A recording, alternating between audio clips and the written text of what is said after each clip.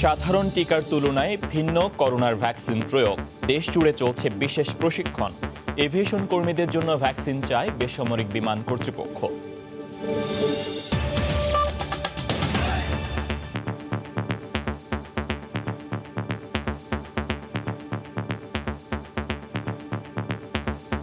আল জাজিরার প্রতিবেদন উদ্দেশ্যমূলক ও অপপ্রচারের নোংরা বহিঃপ্রকাশ বলে মন্তব্য করেছেন আওয়ামী লীগের সাধারণ সম্পাদক ওবায়দুল কাদের। সকালে তার সরকারি বাসভবনে ব্রিফিংয়ে লন্ডনে বসে যারা দেশ বিরোধী অপপ্রচার করছে এবং উস্কানি দিচ্ছে, এতে তাদেরও যোগ সাজশ রয়েছে বলে উল্লেখ করেন তিনি। আমরা এই এক পেশে বানোয়াট এবং অসত্য প্রতিবেদনের তীব্র নিন্দা জানাচ্ছি। এটা স্পষ্টত একটা অপপ্রচার। আল জাজিরার মতো গণমাধ্যমে এমন এক পেশে এই অসত্য প্রতিবেদন প্রকাশের ফলে তাদের ক্রেডিবিলিটি প্রশ্নবিদ্ধ। গণমাধ্যম এবং সাংবাদিকতার রীতিনীতি অনুসরণ না করে এ ধরনের ফরমায়েশি ও রাজনৈতিক উদ্দেশ্য প্রণোদিত প্রতিবেদন একটি সংবাদ মাধ্যমের গ্রহণযোগ্যতাকেই প্রশ্নবিদ্ধ করে। এবারে করোনার ভ্যাকসিন প্রসঙ্গ। আগামী 7 ফেব্রুয়ারি করোনা টিকাদান শুরুর লক্ষ্যে চলছে শেষ সময়ের প্রশিক্ষণ। সাধারণ টিকার তুলনায় করোনা ভ্যাকসিন প্রয়োগে কিছুটা ভিন্নতা থাকায় ভ্যাকসিনেটরদের দেয়া হচ্ছে বিশেষ প্রশিক্ষণ। বিশেষ করে 0.5 পরিমাণ সিরিঞ্জে ভরে 90 ডিগ্রি অ্যাঙ্গেলে হাতের বাহুতে প্রয়োগ পদ্ধতি শেখানো হচ্ছে একেবারে হাতে কলমে। শাখা চিত্র ক্যামেরায় বিস্তারিত জানাচ্ছেন কমল দে। টেবিলের উপর রাখা মানবদেহের অনুকরণে পুতুলের শরীরে প্রয়োগের মাধ্যমে ভ্যাকসিনেটরদের করোনা ভ্যাকসিন প্রয়োগের প্রশিক্ষণ দিচ্ছেন চিকিৎসকরা। চট্টগ্রামে প্রথম দফায় আনা 4,56,000 ডোজ টিকা প্রয়োগের জন্য প্রস্তুত করা হচ্ছে 200-র বেশি ভ্যাকসিনেটর এবং 400 স্বেচ্ছাসেবক। নগরীর 65টি সেন্টারের পাশাপাশি 14টি উপজেলায় কাজ করবে 28টি টিম। টিকাটা ঠিকমতো দেওয়ার জন্যে যা যা টেকনিক্যাল বিষয়গুলো আছে সেগুলো আজকে আমরা তাদেরকে হাতে কলমে এখানে শিখিয়ে দেব এবং তারাই বিভিন্ন ইনস্টিটিউট থেকে যারা এসেছেন তারা আগামী 7 তারিখ তারাই এই প্রশিক্ষণ নেওয়ার পরে তারাই কিন্তু জনগণকে ভ্যাকসিন দেবেন। সাধারণ টিকা হাতের বাহুতে সমান্তরালভাবে প্রয়োগ হলেও করোনা ভ্যাকসিনে কিছুটা ভিন্নতা রয়েছে। এছাড়া করোনা ভ্যাকসিন দেওয়ার ক্ষেত্রে টিকাদান কর্মীদের মধ্যেও আনা হয়েছে পরিবর্তন।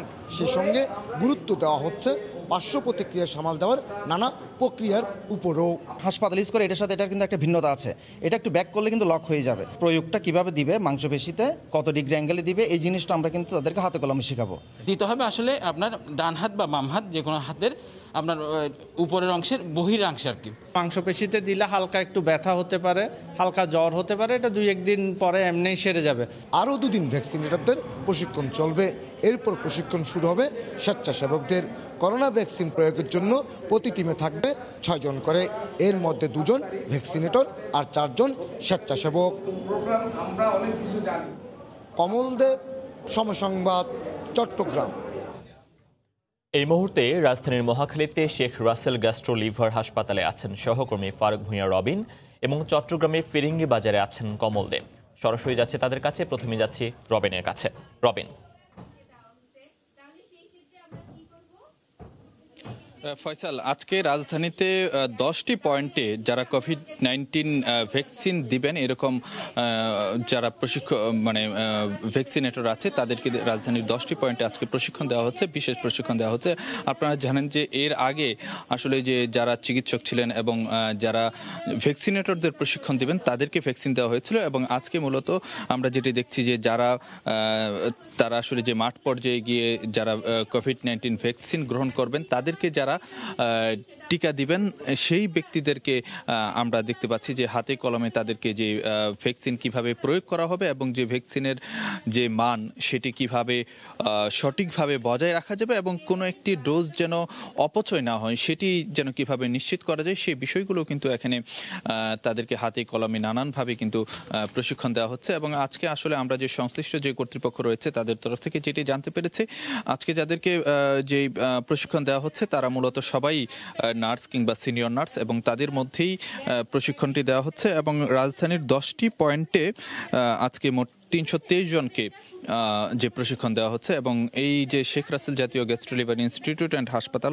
রাজধানীর মহাখালীর এখানে মূলত যে 20 জনকে যে প্রশিক্ষণ দেওয়া হচ্ছে। তবে একটি বিষয় আমাদেরকে যেটি জানানো হচ্ছে যে আজকে যেমন 323 জনকে 323 জন যারা যে ভ্যাকসিনেটর রয়েছেন তাদেরকে যেমন মূলত যেই প্রশিক্ষণ দেওয়া হচ্ছে, ঠিক একইভাবে যারা স্বেচ্ছাসেবী রয়েছেন তাদেরকেও প্রশিক্ষণ দেওয়া হবে এবং যে তাদের প্রশিক্ষণ হয়তোবা যে আগামীকাল কিংবা তারপর দিন দেওয়া হবে। আর যারা স্বেচ্ছাসেবক যারা টিকাদাতা রয়েছেন তাদেরকে মূলত যে আজকে এবং আগামীকাল এই 2 দিন প্রশিক্ষণ দেওয়া হবে। এখন পর্যন্ত যে রাজধানীর যে যারা সংশ্লিষ্ট কর্মকর্তা রয়েছেন তাদের সঙ্গে কথা বলে আসলে আমরা যেটি জানতে পেরেছি যে ঢাকা উত্তর সিটি কর্পোরেশনের অধীনে মূলত 210টির মতন যে কেন্দ্র থাকবে, সেখানে বুথ থাকবে এবং সেই বুথের মধ্যে প্রতিটি বুথে 2 জন করে ভ্যাকসিনেটর থাকবেন এবং তাদের সহযোগিতার জন্য 4 জন করে স্বেচ্ছাসেবক থাকবেন। তো তারা আসলে কিভাবে যে ভ্যাকসিনের মান সঠিকভাবে বজায় রেখে এবং কোনো একটি ভ্যাকসিন যেন অপচয় না হয় সেটি নিশ্চিত করে কিভাবে ভ্যাকসিন প্রয়োগ করা হবে সেটি কিন্তু মূলত আজকে হাতে কলমে যে শিখিয়ে দেওয়া হচ্ছে। তো আমরা একটু জানার চেষ্টা করব বন্দরনগরী চট্টগ্রামের প্রশিক্ষণের খবরাখবর। সে খবর জানাতে আমাদের সঙ্গে যুক্ত হচ্ছেন সহকর্মী কমল। ধন্যবাদ রবিন। সাধারণ টিকার বিপরীতে কিন্তু করোনা ভ্যাকসিন কিছুটা ব্যতিক্রম, সেই কারণে কিন্তু সেখানে প্রশিক্ষণটা বিশেষভাবে দিতে হচ্ছে। অ্যাক্টিভ ভয়েলে 10 জনের জন্য 50 মিলিগ্রাম সেখানে ভ্যাকসিন থাকবে, প্রতিজন পাবে 0.5 মিলিগ্রাম হিসাবে পাবেন। অ্যাক্টিভ ভয়েল থেকে 5 মিলিগ্রাম ভ্যাকসিন বের করার পর 90 ডিগ্রি অ্যাঙ্গেলে হাতের বাহুতে সেটি প্রয়োগ করতে হবে এবং এরপর অর্থাৎ করোনা ভ্যাকসিন দেওয়ার এবং আগে এবং পরে কীভাবে সেটি মেনটেন করবে সেটি এখন হাতে কলমে শিক্ষা দেওয়া হচ্ছে। চট্টগ্রামে জানেন যে শহরের মধ্যে 65টি সেন্টার এবং চট্টগ্রাম শহরের বাইরে 28টা হতো 14টি উপজেলায় 28টি কেন্দ্রের মধ্যে এই করোনা ভ্যাকসিন দেওয়া হবে এবং যে কারণে প্রস্তুত করা হচ্ছে স্বাস্থ্যকর্মী যারা টিকা দেন। অর্থাৎ আজকে কিন্তু ভ্যাকসিনেটরদের প্রশিক্ষণ চলছে। ভ্যাকসিনেটর মিনস হচ্ছে যারা টিকা দেবেন, যেহেতু এখানে যারা টিকাদান কর্মসূচিতে রয়েছেন তারা কিন্তু চিকিৎসক যেমন রয়েছেন ঠিক তেমনি প্রশিক্ষণপ্রাপ্ত রয়েছেন, তো তাদেরকে আবার বিশেষভাবে প্রশিক্ষণ দেওয়া হচ্ছে এই করোনা ভ্যাকসিন নিয়ে। এটাকে কত মাত্রায় রাখতে হবে এবং কত মাত্রায় খুলতে হবে এবং কীভাবে খুলবে সেটা একেবারে হাতে কলমে সেখানে প্রশিক্ষণ দিচ্ছে। আপনারা জানেন চট্টগ্রামে কিন্তু ইতিমধ্যে প্রায় 600-র মতো স্বেচ্ছাসেবক প্রস্তুত করা হচ্ছে, যারা এর মাঝে 200-র বেশি রয়েছেন ভ্যাকসিনেটর যারা টিকা দেবেন আর 400 থাকবেন স্বেচ্ছাসেবক। তাদেরকে আজকে সকাল থেকে শুরু হচ্ছে প্রশিক্ষণ, বিকেল 3টা পর্যন্ত এই প্রশিক্ষণ চলবে এবং সেই প্রশিক্ষণে হাতে কলম দেওয়া হচ্ছে টিকেটে কীভাবে নিবে, কীভাবে সিরিঞ্জ স্টিক খুলবে, কীভাবে আবার ভায়াল থেকে ভ্যাকসিনটি বের করবে এবং কীভাবে মানুষের শরীরে প্রয়োগ করবে তার পুঙ্খানুপুঙ্খ কিন্তু বর্ণনা দেওয়া হচ্ছে। আরেকটি বিষয় বর্ণনা দেওয়া হচ্ছে সেটা হচ্ছে যদি পার্শ্ব প্রতিক্রিয়া সৃষ্টি হয় তাহলে কি করবে। প্রতিটি কেন্দ্রের মধ্যে একাধিকভাবে তারা ব্যাট রাখছে যাতে পার্শ্ব প্রতিক্রিয়া হয়, অর্থাৎ বিশেষ করে অ্যালার্জির মতো কিছু একটা হতে পারে এমনটি তারা বলছেন। তখন যদি অ্যালার্জির মধ্যে সৃষ্টি হয় তাহলে কীভাবে সেই রোগীকে মেনটেন করবে সেটাও তারা প্রস্তুত করে রাখছে। বিশেষ করে আমরা যেহেতু জানতে পেরেছি চট্টগ্রাম মেডিকেল কলেজ হাসপাতাল সহ অন্যান্য হাসপাতালগুলোকেও প্রস্তুত রাখা হবে যদি পার্শ্ব প্রতিক্রিয়া হয় তা চিকিৎসা দেওয়ার জন্য। আপনারা জানেন চট্টগ্রামের শহরের মধ্যে 65টি সেন্টার রয়েছে সিটি কর্পোরেশন তত্ত্বাবধানে এবং জেলা রয়েছে 14টি উপজেলার মধ্যে 28টি সেন্টারে এই টিকা দেওয়ার জন্য চলবে এবং প্রতিটি টিমে রাখা হচ্ছে মোট 6 জন করে, তার মধ্যে 4 জন স্বেচ্ছাসেবক, 2 জন থাকবেন ভ্যাকসিনেটর। আজকে এবং আগামীকাল এই ভ্যাকসিনেটরদের প্রশিক্ষণ চলবে। ভ্যাকসিনেটরদেরকে কিন্তু আমরা দেখেছি সকালে পুতুলের মাধ্যমে দিয়ে তারা একটা ডামি তৈরি করে সেই টিকা তারা দেখিয়েছেন। এখন চলছে টিকা, অর্থাৎ যে 5 তারিখ কেন্দ্রে কেন্দ্রে টিকা চলে যাবে সেগুলি কীভাবে সংরক্ষণ করা হবে এবং সংরক্ষণের পর কীভাবে মানব শরীরে প্রয়োগ করা হবে এবং প্রয়োগের পর তারা কীভাবে সেই সিরিঞ্জগুলো নষ্ট করবে সেটা প্রশিক্ষণ দেওয়া হচ্ছে এখানের মধ্যে। তো এখন পর্যন্ত আমার কাছে ছিল বিশেষ করে যেহেতু করোনা ভ্যাকসিনটা ব্যতিক্রম এবং ভিন্ন মাত্রার, তাই প্রশিক্ষণটা চলছে ভিন্ন মাত্রায়, তার সর্বশেষ।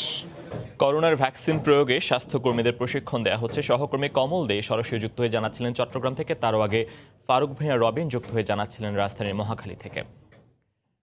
জরুরি সেবাদাতা হিসেবে দেশের এভিয়েশন খাতের সম্মুখ সারির কর্মীদের জন্য করোনার ভ্যাকসিন চেয়ে স্বাস্থ্য অধিদপ্তরে চিঠি দিয়েছে বাংলাদেশ বেসামরিক বিমান চলাচল কর্তৃপক্ষ বেবিচক।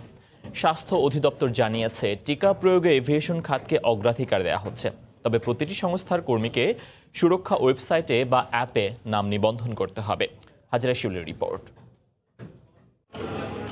করোনা মহামারীতে লকডাউন চলাকালেও জীবনের ঝুঁকি নিয়ে বিমানবন্দরের সেবা নিশ্চিত করেছেন এভিয়েশন খাতের কর্মীরা। 2 মাস নিয়মিত শিডিউল ফ্লাইট বন্ধ থাকলেও চলেছে চার্টার্ড ও বিশেষ ফ্লাইট। গেল জুনে প্রথমে অভ্যন্তরীণ ও পরে আন্তর্জাতিক ফ্লাইট চালুর পর নিরবিচ্ছিন্ন সেবা দিয়ে যাচ্ছেন তারা। সিভিল এভিয়েশন ছাড়াও বিমানবন্দরে কর্মরত airlines, immigration, customs, police, answer সহ সরকারি বেসরকারিভাবে এ খাতের কর্মীদের টিকার বিষয়ে অগ্রাধিকার দিতে স্বাস্থ্য অধিদপ্তরে চিঠি দিয়েছে সিভিল এভিয়েশন। সিভিল এভিয়েশন এবং আমাদের বিমানবন্দরে যারা কর্মরত আছে অথবা এয়ারলাইন্সে যারা চাকরি করতেছে তারা তো সবাই ফ্রন্টলাইনের মতোই যাত্রীরা যারা আসতেছে বিদেশ থেকে তাদের সাথে সম্পৃক্ত হচ্ছে। এই জন্য আমি অনুরোধ করেছি আমাদের স্বাস্থ্য অধিদপ্তরকে, স্বাস্থ্য মন্ত্রণালয়ে আমরা প্রায়োরিটি দেওয়ার জন্য 8 থেকে 10 হাজারের টিকা লাগবে আমার এখানে।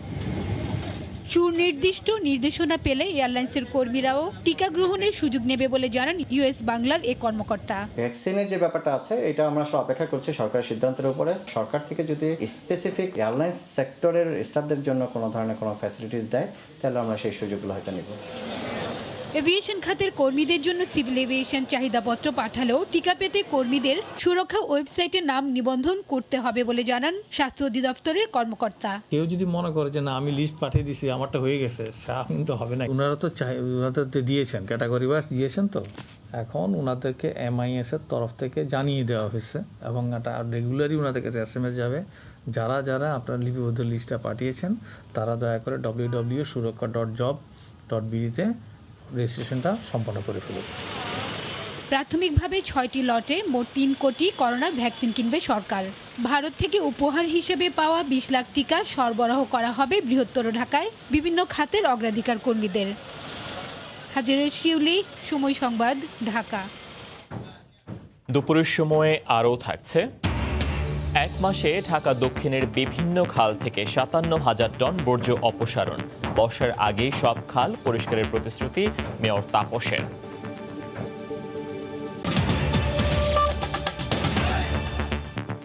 আগামী বর্ষা মৌসুমের আগেই ঢাকা দক্ষিণ সিটির মালিকানাধীন খালগুলো পরিষ্কার করে সচল করার কথা জানিয়েছেন দক্ষিণ সিটির মেয়র ব্যারিস্টার শেখ ফজলে নূর তাপস। সকালে রাজধানীর শনির আখড়া শ্যামপুর এলাকায় খাল পরিষ্কার কার্যক্রম পরিদর্শন শেষে তিনি বলেন, খালগুলো দৃষ্টিনন্দন করার কাজও চলবে। ঢাকার জলাবদ্ধতা নিরসনে বহুদিন ধরে 2 সিটি কর্পোরেশন ও ওয়াসা কাজ করলেও একক মালিকানা না থাকায় কাজে আসছিল না কোনো উদ্যোগ। গেল বছরের ডিসেম্বরের শেষ দিনে আনুষ্ঠানিকভাবে ঢাকা উত্তর ও দক্ষিণ সিটিকে মালিকানা হস্তান্তর করে স্থানীয় সরকার মন্ত্রণালয়। খালের মালিকানা বুঝে পেয়ে পরিষ্কার কার্যক্রম শুরু করে ঢাকা দক্ষিণ সিটি কর্পোরেশন। বুধবার সকালে রাজধানীর শনিরাখড়া, মাতুয়াইল, যাত্রাবাড়ির কুতুবখালী ও শ্যামপুরে খাল পরিষ্কার কার্যক্রম পরিদর্শন করেন ঢাকা দক্ষিণ সিটির মেয়র ব্যারিস্টার শেখ ফজলে নূর তাপস। আগামী বর্ষা পর্যন্তই কিন্তু আমরা কাজ চালিয়ে যাব এমন না, প্রথম কাজটাই সবচেয়ে বেশি দুরূহ হবে, কিন্তু একবার আমরা করে ফেলতে পারলে ইনশাল্লাহ ভবিষ্যতে এটার সুফল অবশ্যই ঢাকাবাসী পাবে। তবে এসব এলাকা এতদিন সিটি কর্পোরেশনের আওতাধীন না থাকায় ড্রেনের পরিবর্তে সব ধরনের পয়ঃনিষ্কাশন ও বর্জ্য ফেলায় খালগুলো এখন মৃতপ্রায়। খাল দখলে স্থানীয় জনপ্রতিনিধিরা এতদিনেও কোনো ব্যবস্থা নেয়নি বলেও অভিযোগ করেন তারা। আমরা ট্যাক্স খাই না সবাই দিই, কিন্তু আমাকে সব দাম উপসনা করেন জনগণ করে কি না সরকার করে। খাল পরিষ্কার রাখার সবচেয়ে বড় সমস্যা হলো যে আমাদের বাড়ির যে ড্রেনের পানিগুলো নামার কোনো ব্যবস্থা নেই। আগে এইখানে ড্রেন করতে হবে, ড্রেন করলে আমাদের বাড়ির পানি যেমন নামতে পারে। তো এই জায়গাটায় সেইভাবে আমাদেরকে করে নাই, সেই হিসাবে আমি এখানে স্বাভাবিক কারণে আমি করতে পারি নাই। খাল উদ্ধার অভিযান শুরুর 1 মাসের মধ্যে খাল থেকে 57,000 টন বর্জ্য অপসারণ করেছে ঢাকা দক্ষিণ সিটি কর্পোরেশন। ওবায়দুল্লাহ মামুন, সময় সংবাদ, ঢাকা। ভারত থেকে আমদানিকৃত চাল স্থলবন্দরে খালাসে দেরি হওয়ায় তা এখনও বাজারে প্রবেশ করেনি। আর এ কারণেই অসাধু ব্যবসায়ীরা বাড়তি দামে চাল বিক্রির সুযোগ নিচ্ছে বলে মন্তব্য করেছেন খাদ্যমন্ত্রী সাধন চন্দ্র মজুমদার। সকালে রাজধানীর প্রবাসী কল্যাণ ভবনে আয়োজিত এক অনুষ্ঠানে মন্ত্রী বলেন, দেশের চালের মোকামগুলোতেও সরকারের বিভিন্ন সংস্থার নজরদারি রয়েছে। বর্ডারে ট্রাকের লাইন ধরে আছে, চাউলের দাম সহনীয় পর্যায়ে হয়ে যাবে এবং অলরেডি চাউলগুলো ঢুকলে আরও কমে যাবে। চাউলের ট্রাকগুলো ছাড়াতে পারছি না পাথরের ট্রাকের ঠেলায়। কোনো সিন্ডিকেট নাই, কারণ আমদানির ক্ষেত্রে আমরা 2, 4, 5, 10 জনকে দিই নাই, আমরা 400 জনের উপরকে দিয়েছি। যখন দেখতেছে যে বর্ডারে চাউল আটকা পড়ে যাচ্ছে, ইজিভাবে আসতেছে না, তোর মধ্যে যে কদিন আটকা থাকছে সেই কদিন যেটুকু বাড়াইতে পারি সেই চেষ্টা তারা করছে। প্রতিদিন মাননীয় প্রধানমন্ত্রী এবং বিভিন্ন গোয়েন্দা সংস্থার কাছে আমাদের রিপোর্ট যায়। মাঘের শীতকে ফাঁকি দিয়ে রাজশাহীর বাগানগুলোতে আগে ভাগে উঁকি দিয়েছে আমের মুকুল। গেল 2 সপ্তাহে এই রোদ, এই কুয়াশা, এমন বৈরী পরিস্থিতি থাকায় মুকুল বাঁচাতে ব্যস্ততা বেড়েছে বাগান মালিকদের। তবে অতি উৎসাহী হয়ে ক্ষতিকর রাসায়নিক ব্যবহার না করে ভালো ফলনে নিয়ম মেনে যত্নের পরামর্শ কৃষি বিভাগের। আব্দুস সালামের ক্যামেরায় রাকিবুল হাসানের রিপোর্ট। চোখ জুড়ানো সবুজের সমারোহে রাজশাহীর বাগানগুলোতে সতেজতা ছড়াচ্ছে ক্ষীরসাপাত, গোপালভোগ, ল্যাংড়া সহ নানা জাতের আম গাছ।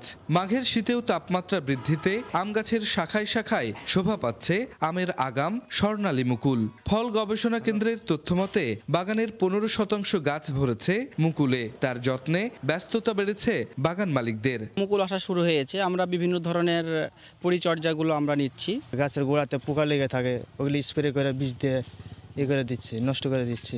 আগাছা না গাছের গোড়ায় আসে, সেই জন্য গোড়া সাফ করছে এবং কুবান দিছি। তবে গেল সপ্তাহ জুড়ে শীত কুয়াশার আধিক্য ও হুটহাট আবহাওয়ার পরিবর্তনে মুকুলের সঠিক পরিচর্যা নিয়ে চিন্তিত বাগান মালিকরা। কুয়াশাটা তাড়াতাড়ি ছুটলে পারা খুব ভালো হয়, মানে মুকুলটা নষ্ট হয়ে যাচ্ছে। এই কুড়িগুলান খেয়ে ফেলছে যে পোকাতে, সেই পোকাগুলো নিধনের জন্য আমরা কিছু স্প্রে দিচ্ছি। মুকুলটা আপনার নষ্ট হয়ে যায়, ওই জন্য কীটনাশক ব্যবহার করি আমরা।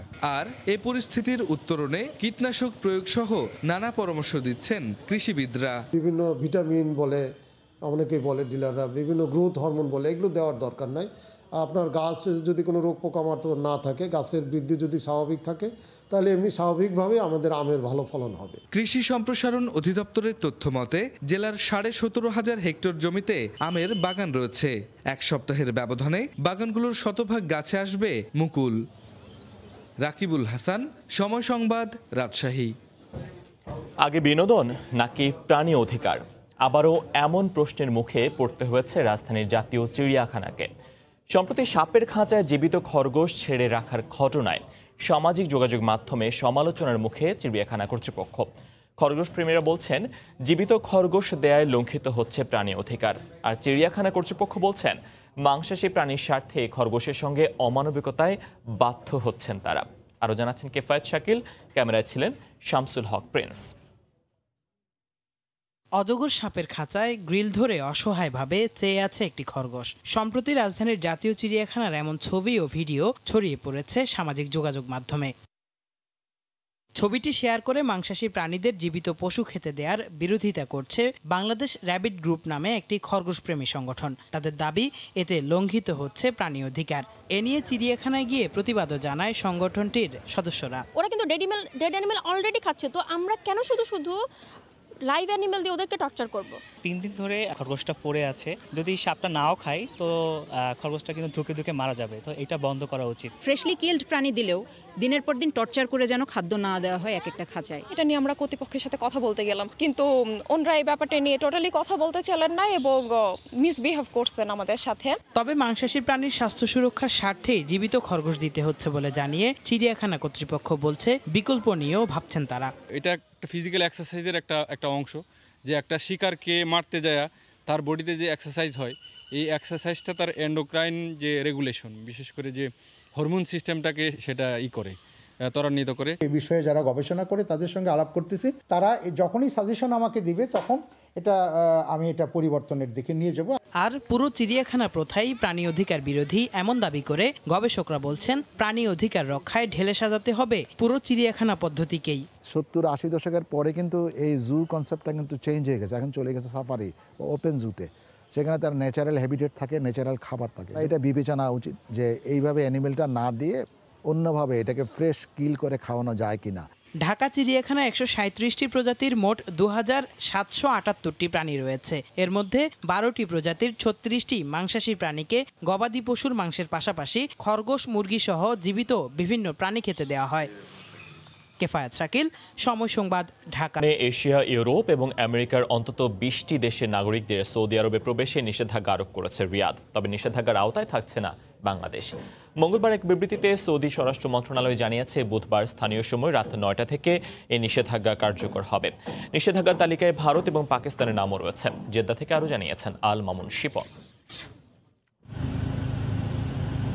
কোভিড-19 বিস্তার কমাতে নিজ দেশের নাগরিক, কূটনৈতিক, স্বাস্থ্যকর্মী এবং তাদের পরিবার ব্যতীত এশিয়া, ইউরোপ ও আমেরিকা সহ 20টি দেশ থেকে অভিবাসী নাগরিকদের সৌদি আরবে প্রবেশ বন্ধ করে দিয়েছে দেশটির সরকার। বুধবার সৌদির স্থানীয় সময় রাত 9টা থেকে কার্যকর হবে এই নিষেধাজ্ঞা। এর আগে গত 3 জানুয়ারি সৌদি ভ্রমণে নিষেধাজ্ঞা তুলে নিয়ে সব ধরনের ফ্লাইট চালুর ঘোষণা দিয়েছিল দেশটি। এছাড়া মহামারী করোনা ভাইরাসের কোভিড-19 সংক্রমণ রোধে মার্চের শুরুতে বিদেশি নাগরিকদের জন্য মক্কা ও মদিনায় ওমরা পালন বন্ধের ঘোষণা দিয়েছিল সৌদি আরব। গেল বছর মোটে 10,000-এর মতো মুসলিমকে পবিত্র হজ পালন করার সুযোগ দেওয়া হয়েছে, যেখানে সাধারণত প্রতি বছর গড়ে 25 লাখের মতো মুসলিম পবিত্র হজ পালনের সুযোগ পান। সৌদি আরবে 3,68,639 জনের শরীরে করোনা ভাইরাস শনাক্ত হয়েছে। এর মধ্যে মারা গেছেন 6,383 জন। শনাক্ত ব্যক্তিদের মধ্য থেকে সুস্থ হয়েছেন 3,60,110 জন। আল মামুন শিপন, সময় সংবাদ, জেদ্দা। এই শীর্ষ সংবাদ জানিয়ে দিচ্ছি আরেকবার। সাধারণ টিকার তুলনায় ভিন্ন করোনার ভ্যাকসিন প্রয়োগ, দেশ জুড়ে চলছে বিশেষ প্রশিক্ষণ। এভিয়েশন কর্মীদের জন্য ভ্যাকসিন চায় বেসামরিক বিমান কর্তৃপক্ষ। এই ছিল দুপুরের সময়। সঙ্গে থাকুন সময়ের।